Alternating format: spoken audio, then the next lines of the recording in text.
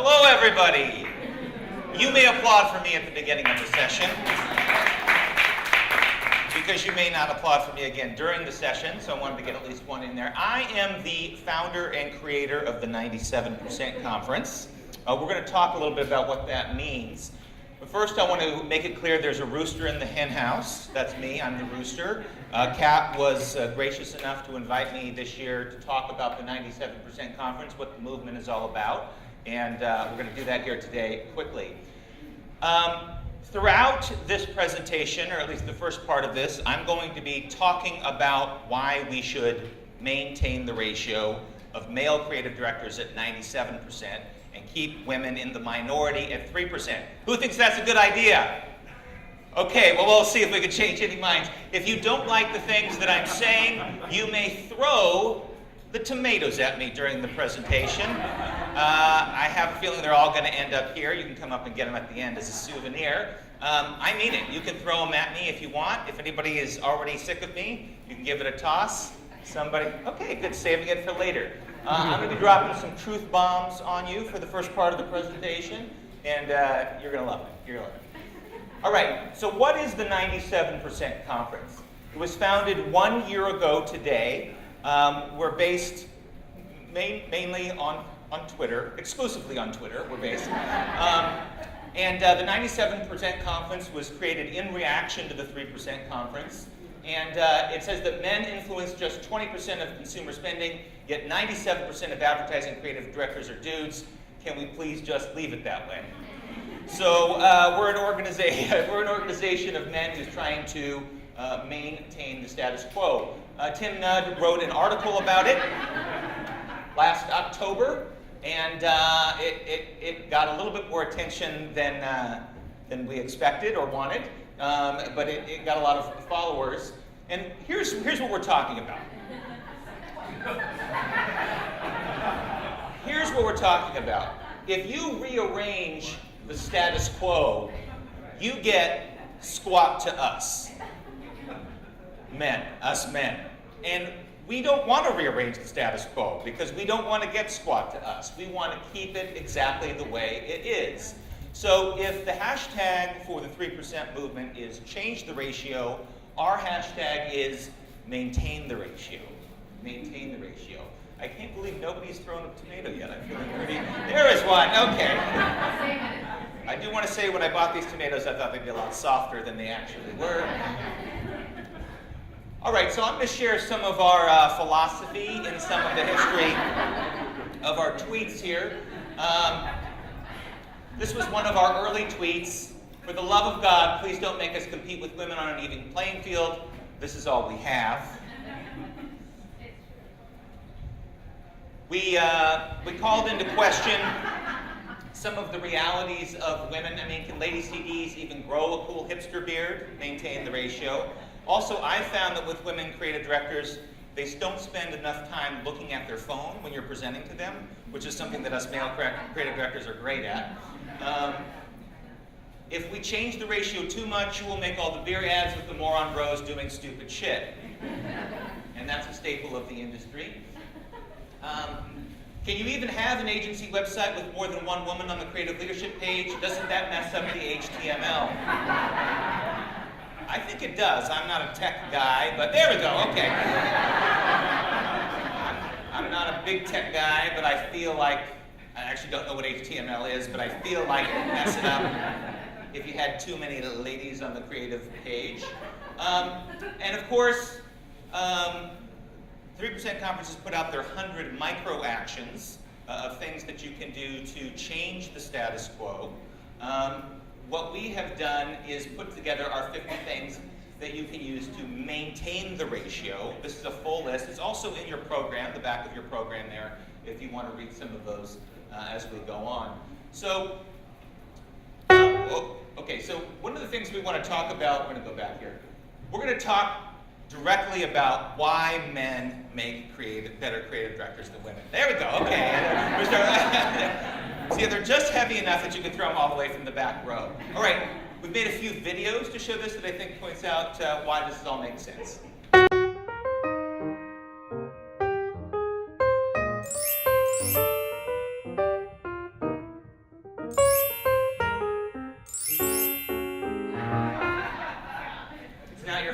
have an extra brain or two that allows us to make better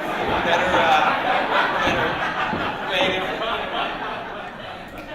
Okay, so more videos. So if you don't agree with this one, maybe the next one.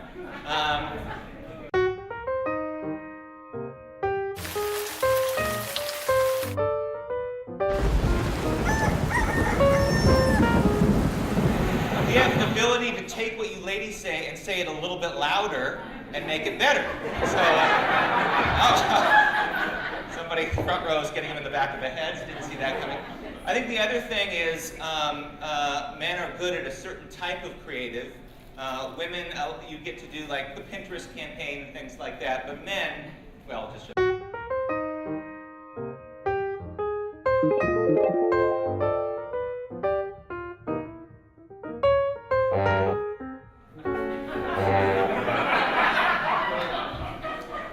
If you've been to Cannes, you know this is basically what it's like. It's just a bunch of guys. So anyway, shout out some more reasons that men are more creative than women.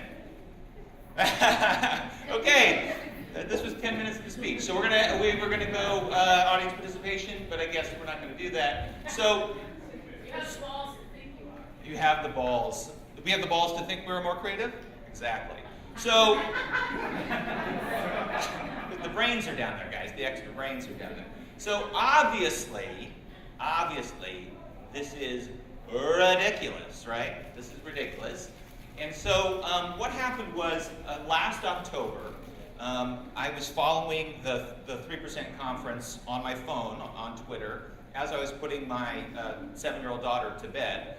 And I was reading some of the tweets, and I was thinking, who in the world would be against gender equity in our business? And then I thought, well, there's a lot of people that are against gender equity, and what if we gave voice to how absurd some of those things were?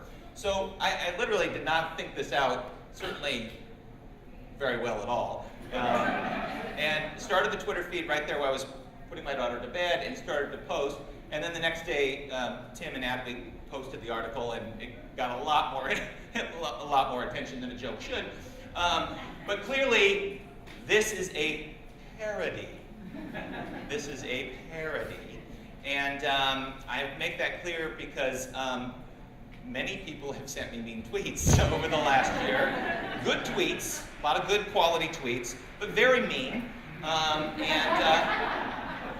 This is a parody of the 3% conference as a way of satirizing, satire, okay? Satirizing, let's just get into satire for a second. The use of humor, irony, exaggeration, or ridicule to expose and criticize people's stupidity or vices, particularly in the context of contemporary politics or other topical issues. So when I created this, I just thought it would be funny to give voice to this stuff, and it was for a while. But this election has screwed everything up, in that it has really ruined my appetite for fun parody sexism, which is a genre whose time was very brief, and then Donald Trump showed up, and now parody sexism isn't funny. So it's been it's a relief to finally kind of come out of the closet and explain what this is all about, and to talk to people about it.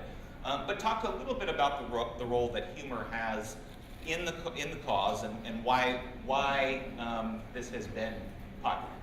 I'll introduce myself for real. My name's John Kovakovich. I am not a sexist jerk. My wife made me put this slide to appear in the thing. That photo was taken when I was younger and handsomer. So this was the best review of the 97% feed, hyper twatish man language, which is now going to be my Twitter bio from now on for that. And to Katie's credit, she did say, I want to point out that I know this is a joke account.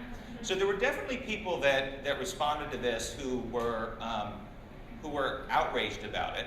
And in the first couple of months, I really didn't tell anybody. I told my wife that I was doing it, but I hadn't told anybody at 97% conference. And then in February, at 3% conference, there is no 97% conference, guys.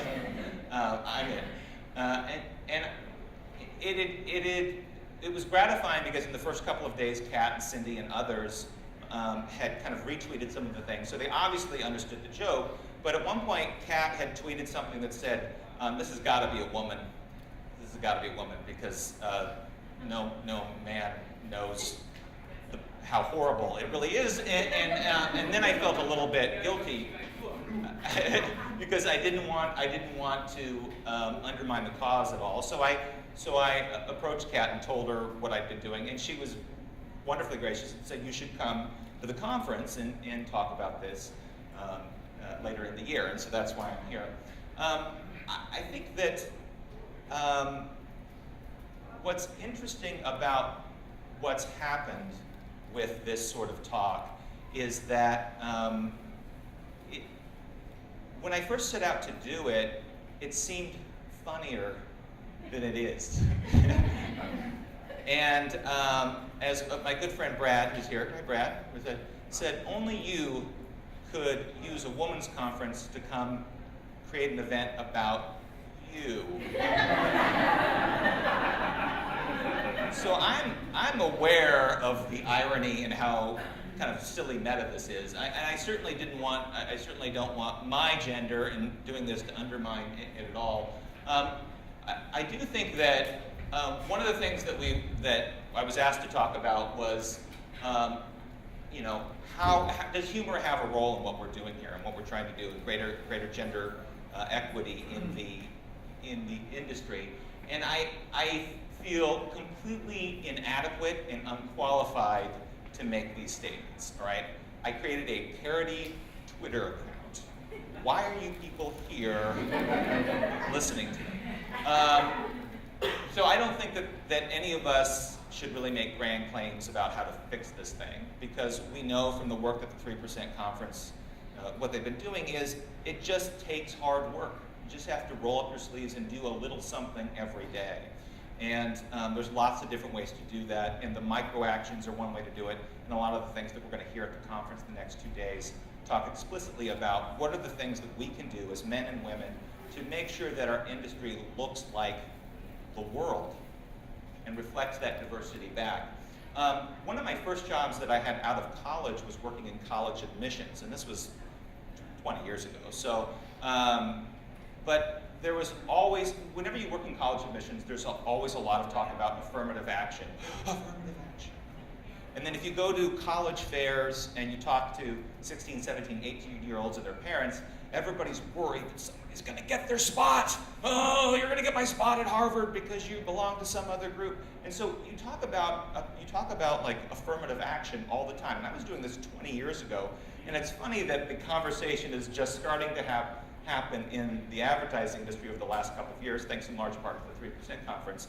And it's the same conversations that are happening all the time. Like, everybody has this feeling of scarcity. Like, oh, if I give up any power, if I give up my spot to a woman or a person of color, then there's going to be less for me. And it's a problem, because what we used to say to college, high school students who are applying to college, is that diversity is a good thing. It makes a learning environment better. If you just go to school with everybody who thinks exactly like you, you're not going to learn anything new. And so most 17-year-olds didn't really want to hear that, to be honest. But it is true, and it's one of the reasons that diversity is so important in that, and why diversity is important in our industry as well. So I think, or I wouldn't be here, I think there is a role for humor in advocating for change. I spent many years working in improv, in an improv theater in San Francisco, where I'm from, and it's amazing to me how you can use humor to get people to have a physical, emotional response to break down some of the bullshit that they have, that they bring to the table. And so I think that in any cause, if all you're doing is lecturing people and telling people what they need to believe, it's going to be very hard to convert people. And humor, to me, is a way of being able to see the world from a different perspective and giving voice to some of the worst sort of comments and statements that, frankly, are in some of the hearts and minds of people who are feeling threatened in our industry is a way to start the conversation. And it's not going to change everything, but it's a way of starting a conversation. So I think that there is a role for humor in this whole conversation. Why are you not working for Hillary Clinton? Why am I not working for Hillary Clinton? Yeah. Well, she should be funnier, right? Right. Yeah. Whoa! Right. I thought the tomatoes were going to come, in the first part when I was being horrible. But whenever she is real, like when she goes on Saturday Night Live and she is real and authentic, what happens to her approval ratings? They go through the roof, because people have a chance to see who she is. Wow, you're gonna get close, side of my head? Okay. To see who she is. And so, that's, listen, we could talk politics all day, but that's why people like people who are funny. They feel more real, they feel more human. And I think humor is also, it's a way to kind of also be vulnerable in a way. Because, now listen, there's lots of kinds of humor. You can be hyper aggressive and use it to hurt people, but I think you can also use it as a way to basically make a confession that I'm awkward and I don't know what to do right now. I don't know what to do right now. Please, can we talk about this? And so I think it's a way to do it. So one of the things we're going to talk about is court gestures. Of course, now there's some debate in terms of the literature on this about whether court gestures were really around in royal courts to speak truth to power, or just there to do funny dances and play the lute. But let's pretend for a moment that they were there to speak truth to power, and that there is this long history of people being able to speak up and use humor as a way of saying the thing that everybody knows is in the room, but is too afraid to say. And I worked for many years at Goodby Silverstein and Partners in San Francisco. Any Goodby people here? Yeah, we're from, a few people here. Hey, we had a weekly show called Morning Announcements, where we would actually make fun of Jeff and Rich, basically, and everything else that's part of agency culture. And they let us get away with stuff they really shouldn't have, probably, but that they really felt like it was important to have a venue where people could make jokes about them as a way of talking about the absurdities in our business, as a way to kind of get some of the topics that we were afraid to talk about out on the stage. I will say that Europe is littered with the decapitated heads of court jesters. So, you've got to be a little bit brave, because you might get your head cut off, but, it happens. Here's the bottom line. Sometimes absurdity requires an absurd response. And I go back to that night last year when I was putting my daughter to bed, and I was thinking about what she would be when she grows up. And I thought, one, I hope to God she doesn't go into advertising. But two, if she does, that there'll be a place in this industry for her where her talents and her creativity and who she is as a person will be cherished and celebrated, and she'll have the same opportunities that I've gotten as a white guy. And I hope that that's the case, and I think that with the help of conversations like we're having this week at 3% Conference, it will be the case. And I think that if you see something that's absurd, like the fact that 3% of the female creative leadership in our industry is women, or even 11%, which is better, but is still absurd, come on, then it demands some humor. It demands some absurdity. It demands some, look at how stupid this is, because it's a way to continue the conversation. It doesn't always have to be about what's right or what's the right feeling or honoring people. That's important, but it can also be, this is just stupid as shit. Why are we doing this? You can call something that absurd when it's is as absurd as this is. All right? Make sense? Deal. Okay. That's all I've got.